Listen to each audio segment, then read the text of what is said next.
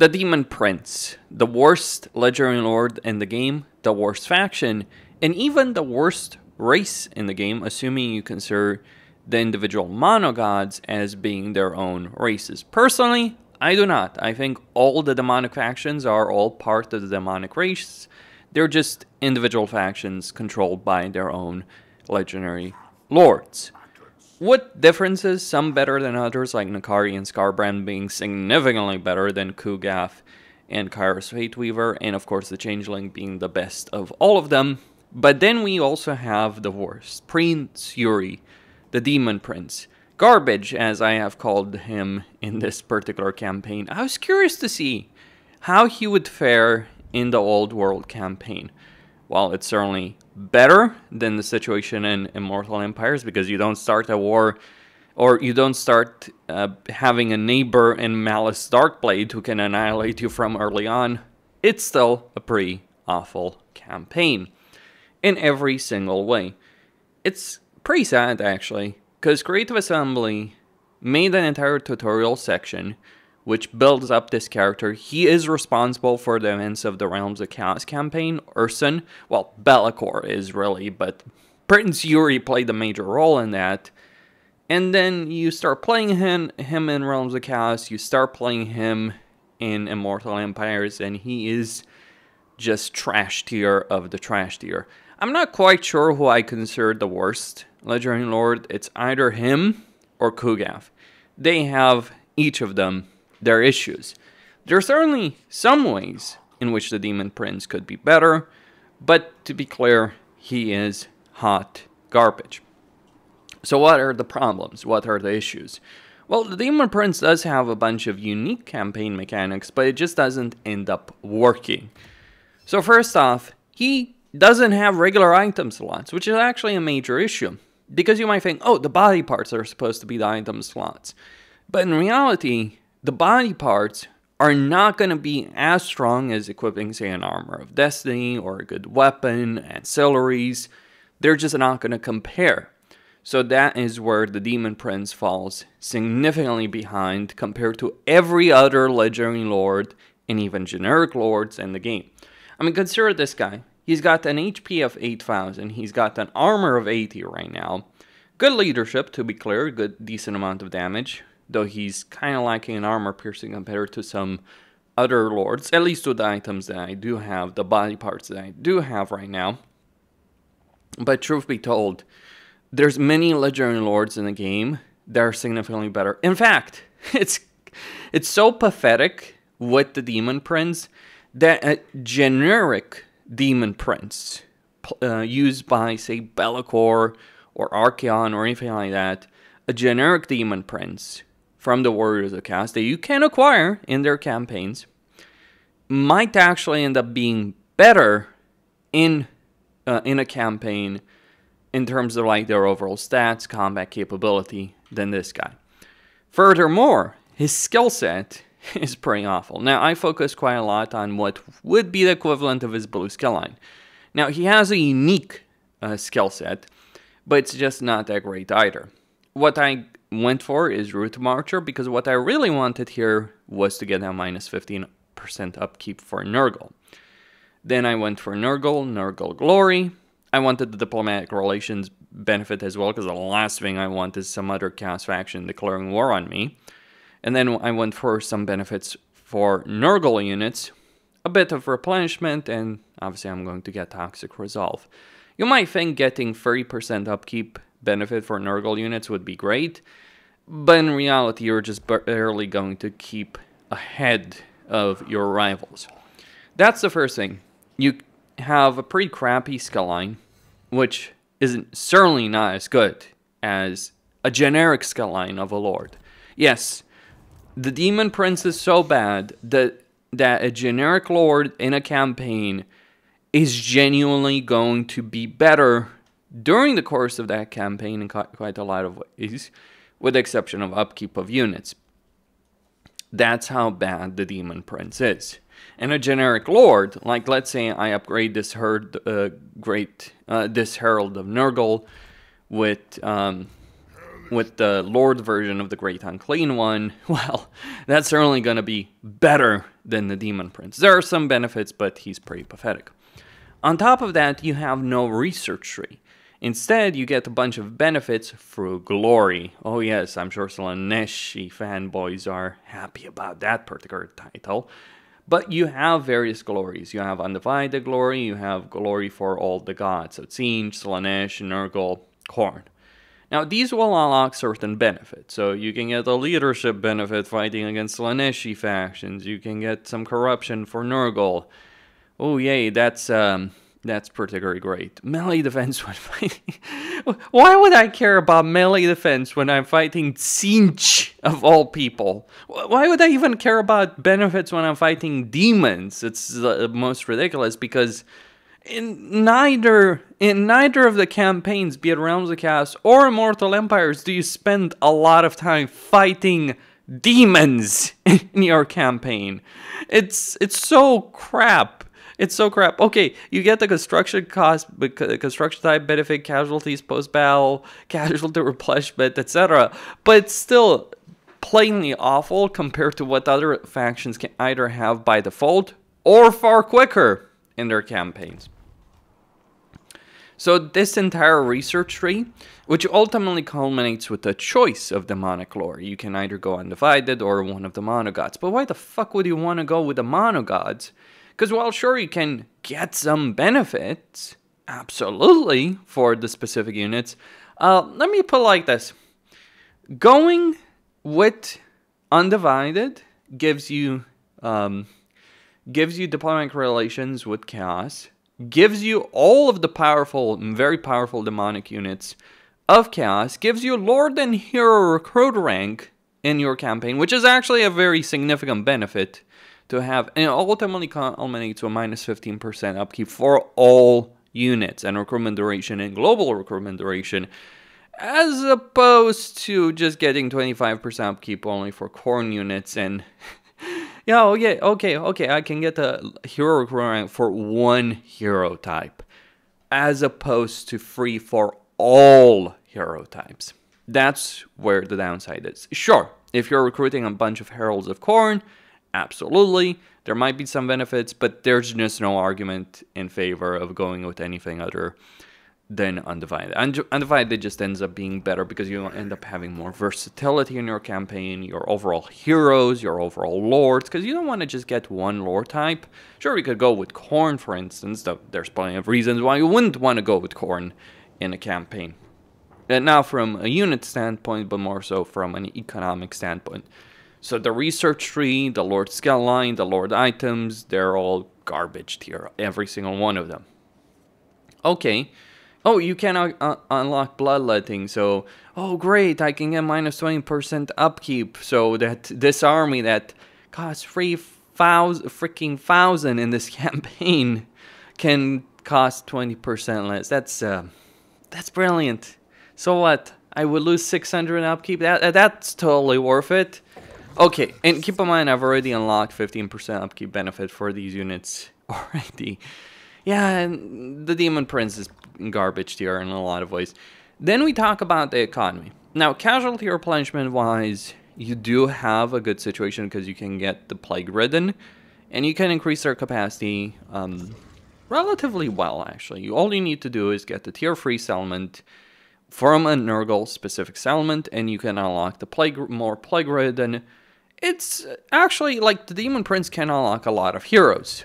So you have good casualty replenishment. You don't have great auto-resolve because a lot of the units that you do have, at least early on, are units with relatively low level of armor. You can get Warriors of Chaos, and keep in mind that these Marauders of Nurgle are reliant on Champions of Chaos. Why the hell would I want to play the Demon Prince, or demons in general, when I have the Warriors of Chaos? Warriors of Chaos are significantly better. And why would I want to play a nameless character because they decided to build up a character for tutorial and ruined their own work in Realms of Chaos and Immortal Empires?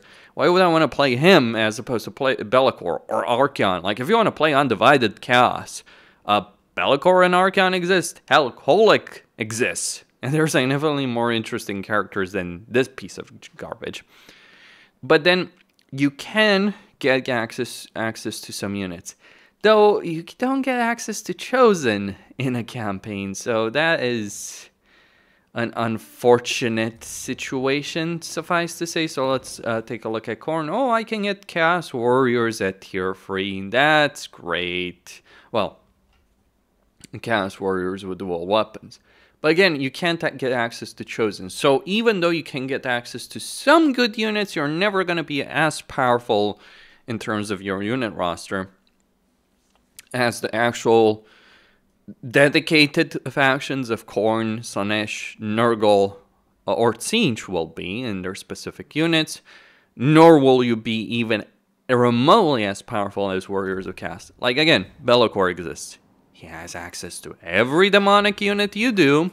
He has easier access to them. He has an item slot. He has a better skill line. He has a research tree. He has better mechanics in the campaign. And he can make armies made up entirely of demons. So what the fuck is the point in playing the garbage over here that exists in a campaign? Oh, I'm not done. I'm not done with this. Let's consider the economic argument. So, actually, before we talk about economy, let's talk about how you gain glory, because this is one of the problems that exists.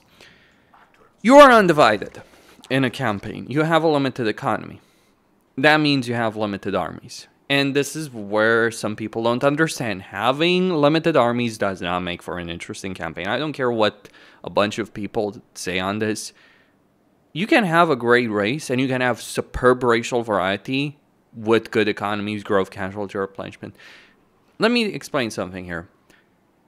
From my perspective, the three best races to play in a campaign are Dark Elves, Dark Elves, Chaos Dwarves, and Greenskins. Those are the three best races. If you want to talk about pure strength, you also have Wood Elves, Warriors of Chaos. 5 amazing races. Very powerful races, each of them. Do you know what the situation is? They sure as shit don't play similarly. Like, I keep hearing this argument, and I consider it an asinine argument, that, oh, you just want every race to be the same. No! The races I enjoy the most in this game are not the same. They are not the freaking same. Oh, but they all have good casualty replenishment growth. Okay, but they all have unique campaign mechanics. They all play very differently. They have different army rosters. They have different campaign dynamics. They play enormously different. There's some similarity, I guess, with the slave system and the laborer system, but no, Chaos Dwarves and Dark Elves play very, very freaking differently in a campaign. You can add the High Elves and Cafe. Again, races that play very differently from one another in a campaign, and they're all, for the most part, well-designed races. Cafe really needs some more casualty replenishment. High Elves could use better hero capacity early on, but overall, they're in an amazing spot. You can have great races. Screwing over races with bad economy and bad campaign systems is just bad. It's just going to make for some bad races. It's even worse when you have people arguing like, oh, some races should be bad. What the fuck is up with that argument? It's like, okay, who the fuck is going to play them, right? I would be curious to see which of the races aren't the most played races in the game, as it were. Anyway, so let's talk about the issue of glory and how it relates to the bad campaign dynamic. You can gain glory when you're taking over a settlement and you dedicate it to a god, or you can gain glory post-battle. The problem with it post-battle is you can only gain glory from a particular god. Here's the thing, you're so strapped for cash in the campaign that you're probably always going to choose the option to get more cash from a battle. Sure, you can go with Khorne, get extra experience for units if you really want to, but for the most part, you're probably going to go, Slaanesh. Regardless, you're going to go for more money. I don't even care which god it is. I just care, it's like, ooh, money, I need it, right? That's my perspective. When you take over a settlement, you can either dedicate to one god and get some undivided glory. So you can either go Khorne, Tzeentch, Slaanesh, Nurgle when you're taking over a settlement. Here's the problem, though, with this. If you dedicate a settlement to a particular god, then the problem, and you don't sack it, you're missing out on the money from it. Now, your sacking and looting income is not necessarily the best in the game, but if you're not sacking a settlement, you're not getting that glory. But if you sack that settlement, you'll still get 1 glory of each, so undivided glory and the glory for that particular god, but you're clearly not going to get 40, 60, however much glory you would get from a settlement otherwise. And that is the problem with the campaign dynamic of the Demon Prince. Money is a big deal, but so is glory. The reason glory is a big deal is because you want to unlock the hero types early on in the campaign. You want to unlock the unit types. The actual benefits of glory, fuck the campaign benefits. They're not really that important, at least early on. But the fact you're the only faction in the entire game at this point, I want people to understand this, how shit this system is. You're the only freaking faction in the entire game where unit types are restricted by technology. That hurts my brain. And it's not just like some types of units. It's a lot of unit types that you may want. It's powerful unit types that you may want that are restricted by technology. Who made this system? Like, they moved away from restricting things via technology long ago because it was a really crap system in previous old war games. They brought it back for the Demon Prince and they screw you over in the campaign dynamic because in order to access the power of the Demon Prince, okay, there are some upgrades that are worth it, like the bloodletting, all that. You are forced to make a choice. Do you get money or do you get glory for a particular god? But that's not all. When it comes to glory, it's not like you can just ignore the settlement types. Because let's say you want to get corn, for instance, corn glory, because you want to get bloodletting. Well, the problem is you're going to end up screwing yourself over because of that.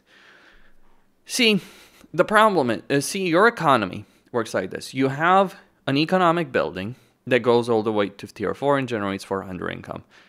It isn't quite as bad of a situation as Kislev, but it's still a pretty bad economic situation. And unlike Kislev, you cannot trade. So that isn't great. But then you get a second economic building that can, I emphasize the can aspect, give you extra income if a certain condition is met. For most of the gods, this is fine. You can't have an undivided settlement, I might add. For most of the gods, it's fine. For Khorne, it's meaningless because it's like, oh, if a lord is present, you get 100 income at tier 1. And for all of these factions, it's like it starts at 100 income, it goes to 300. And if a condition is met, so Nurgle, if you have certain growth, with Slaanesh, if you have a certain level of income. I think Slaanesh is overall the best from a pure economic standpoint, just because, well, Slaaneshi corruption can buff your income in a settlement if you get a very high level of corruption. That's another problem, I might add. You're in a situation in a campaign from a corruption standpoint, you are undivided. So in order to prevent rebellions, which is a pretty big deal when you have limited armies, and you do have limited armies, and you need a vast swath of territory to even maintain a single stack, the problem is you want undivided territory. Now, you start in Chaos Wasteland and Immortal Empire in the Nurgle territory, and that's really not a great situation. Because you'll face constant rebellions if you don't get that under control. So you need to build Chaos Undivided Corruption. But you can't really build Slaaneshi Corruption all that easily. Oh, you can generate glory, but not corruption, which is a problem. Because you might actually get quite a lot of benefits from, say, Slaaneshi Corruption in a settlement. Like if you could boost your income would still be pathetic. But the problem with this, the Demon Prince's income is that there's a lot of things that are required to make it to work even remotely decently, and they're kind of contradicting each other. Just as the dilemma contradicts your desire. Like, you want money, but also you want glory. for more money or lower upkeep. So you constantly have this dilemma throughout the campaign, and all it really does is make the Demon Prince significantly weaker. Again, there's many other factions that are significantly better, including Chaos factions. The Monogod factions, with the exception, well, in the Monogod factions, Kairos is better than him. Kugaf isn't, necessarily. They're both equally bad. But Skarbrand and Akari certainly are significantly better, because despite Nakari's replenishment issues, yeah, I'll take vassalizing all of freaking Ulthuan and unleashing that on the world, as opposed to the crap the Demon Prince has to deal with. You end up playing a faction that's incredibly limited, weak armies, limitation on heroes, limitations on armies. I mean, consider the situation on Legendary. There's 2 dwarf armies over here. Now, I have certainly taken damage over here. I went to war against Cetra. That was costly. I've certainly taken some damage over here, partly auto-resolve dealing with Cetra. But now there's these 2 dwarf armies. Realistically, the next step on my campaign should be to fight these guys. But I'm not certain I will be able to win that fight against them. Maybe I could pull it through a variety of measures, get some regiments right now and something along those lines.